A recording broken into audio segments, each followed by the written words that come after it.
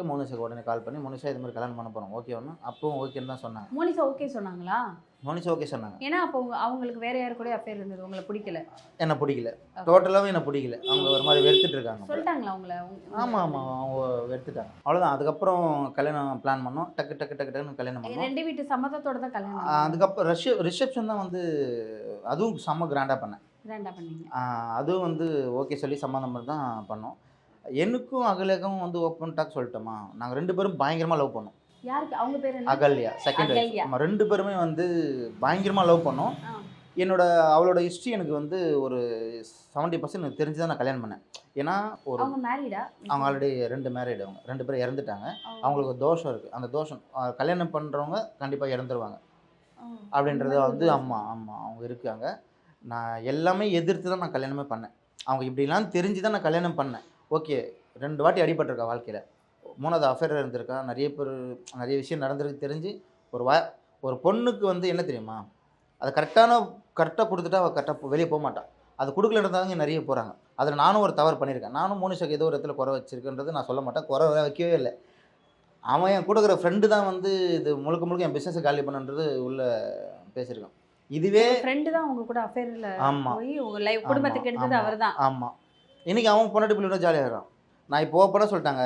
இப்போ நானும் மோனிஷா இருக்கேன்னு வச்சுங்களேன், எனக்கு ஒரு அஃபேர் இருக்குது. அந்த அஃபேர் இருந்ததுன்னா அவங்க வீட்டில் யாருமே இல்லை, அந்த பொண்ணு அஃபேரில் இருக்குன்னா கண்டிப்பாக கூட்டு வந்து வச்சு இன்னொரு வீடு வச்சுருந்துருப்பேன். நான் மோனிஷாவே வச்சுருந்துருப்பேன், இங்கேயும் வச்சுருந்துருப்பேன். ஏன்னா ஒரு பொண்ணை நம்ம ஏமாற்ற போகிறது இல்லைல்ல.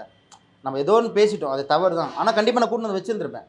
நான் வேணான்னு சொல்லியிருந்துருக்க மாட்டேன். ஏன்னா ஜெயிலுக்கு போன பொருளை இந்த பொண்ணை நம்பி வந்திருக்கு. இந்த பொண்ணு உனக்கு அந்த தேவை தரேன், எனக்கு அந்த தேவை தரேன். அந்த மாதிரி மாட்டியிருந்தா நான் ஏமாற்ற மாட்டேன்னு சொல்ல வரேன். அதே மாதிரி ஒரு ஹஸ்பண்ட் இருக்காங்க அப்படின்னா தயவுசெய்து பேசாதீங்க. அதே மாதிரி அவங்க ஒய்ஃப் இருக்காங்க, தயவுசெய்து பேசாதீங்க. யாருமே இல்லை, இப்போ ஒரு யாருமே இல்லைன்னா கண்டிப்பாக அஃபேரில் இருங்க, தப்பே இல்லை. ஏன்னா அவங்களும் லோன்லியாக ஃபீல் ஆகுங்க, பிடிச்சிருந்தா பேசுங்க. மற்றபடி ஃபேமிலிக்குள்ளே போய் கெடுக்காதீங்கன்றதை நான் ஒரு குடும்பத்துக்கு எடுக்கிறது தப்பு தான் அது. ஏன்னா இன்றைக்கி என் குழந்தைங்க என்னோட உங்களோட மோனிஷாவா இருக்கட்டும், நீங்களா இருக்கட்டும், இப்போ 2வதா நீங்கள் மேரேஜ் பண்ண அவங்களுக்கு குழந்தை இருக்கா? இல்லை கலைச்சிட்டாங்க. ஓ, கலைச்சிட்டாங்க. கன்சீவ் ஆனாங்களா? கலைச்சிட்டாங்க. எல்லாமே இருக்குது வீட்டில். அப்படியா? உங்ககிட்ட சொன்னாங்களா கன்சீவாக இருக்கேன் அப்படி இப்படி? நாங்கள் 2 பேரும் ஹாஸ்பிட்டல்லாம் போயிட்டு எல்லாமே பார்த்துட்டு வாங்க. அவங்க கலைச்சிட்டாங்க. ஏன், எதுக்காக கலைச்சாங்க? உங்களை பிடிக்காம இல்லைங்க. அவங்களோட அதான் சொல்கிறேன், அவங்க அந்த அந்த தோஷமும் அது இல்லாமல் அவங்களோட சில மைண்ட் செட்டு. சின்ன பொண்ணு ஒரு ஜாலியாக இருந்துட்டு அவங்களோட ஃபேமிலியில் உட்கார முடியல. அவங்களால ஃபேமிலி லைஃப்பில் இருக்க முடியல. மற்றபடி அந்த பொண்ணை லவ்லாம் கூட எப்படி சொல்கிறது, இன்ன வரைக்கும் அவங்கள மறக்க முடியல. இல்லை, இன்னும் லவ் பண்ணுறீங்க போலியே? கண்டிப்பா. சரி, அப்ப இப்ப இன்னும் லவ் பண்றீங்க. ஆனா அந்த பொண்ணு தப்பா கல்யாணம் பண்ணி இல்ல, அந்த பொண்ணு தப்பான பொண்ணா இருந்தாலும் நான் ஒரு 70% தெரிஞ்சு தான் கல்யாணம் பண்ணேன். ஆனா கல்யாணம் பண்ணிட்டு தப்பான பொண்ணுன்னு சொல்ல தப்பான பொண்ணு நான் சொல்லல. தப்பான பொண்ணா இருந்தாலும் நான் ஒரு 70% தெரியல. பப்புக்கு போவா, கல்யாணம் அதான் சொல்றேன். அது தப்பா தெரிஞ்சுமே அப்படி வெளிய போறது, வெளிய தப்பு இல்லன்னு தான் சொல்றேன். தப்பு இல்லன்னு சொல்லி தான் நான் கல்யாணம் பண்ணோம். நாங்க 2 பேரும் அவரை லவ் பண்ணோம்னு சொல்றேன். அப்ப 2 பேரும் செம்மையா லவ் பண்ணோம். ஆக்சுவலா இப்பவுமே நான் இப்போ அகலே கிட்ட நான் கெஞ்சினேங்க, வாடின்னு சொன்னேன்.